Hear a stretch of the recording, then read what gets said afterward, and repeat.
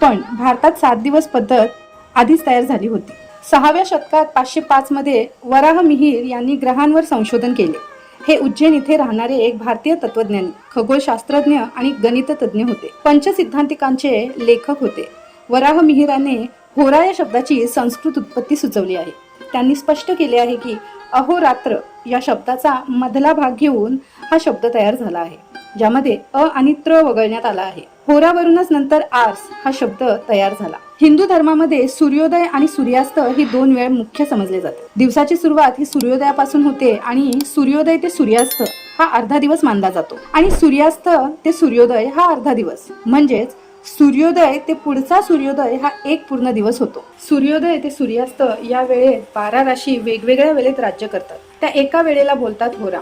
म्हणजे सूर्योदय ते सूर्यास्त 12 आणि सूर्यास्त ते सूर्योदय 12 असे 24 होरा एका दिवसात येतात. वराह मिहिर यांनी 7 ग्रहांचा क्रम त्यांच्या ऑर्बिटल वेलॉसिटीनुसार असेंडिंग मध्ये ठेवला. त्यानुसार ग्रहांची सिरीज अशी येते: सॅटर्न शनी, ज्युपिटर गुरु, मार्स मंगळ, सन किंवा अर्थ रवी, वेनस शुक्र, मर्क्युरी बुध, मून सोम. वराह मिहिर यांनी उज्जैन मधून ग्रहांच्या पोझिशनचा अभ्यास केला. एका दिवसात 24 होरा असतात.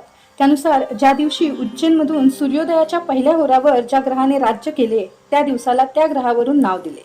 म्हणजे ज्या दिवशी पहिल्या होरावर राज्य सूर्याने केले त्या दिवसाला नाव दिले रविवार. त्याच दिवशी पुढच्या होरावर ग्रहाची पोझिशन चेंज होऊन पुढचा ग्रह राज्य करतो.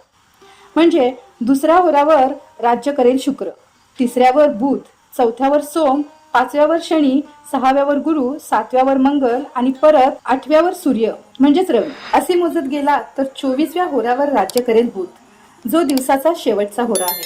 आणि 25वा होरा असेल तो पुढच्या सूर्योदयाचा पहिला होरा असेल आणि तो असेल सोम, म्हणून पुढच्या दिवसाला नाव दिले सोमवार. सोम नंतर 25वा ग्रह असेल मंगळ, पुढचा 25वा ग्रह असेल बुध.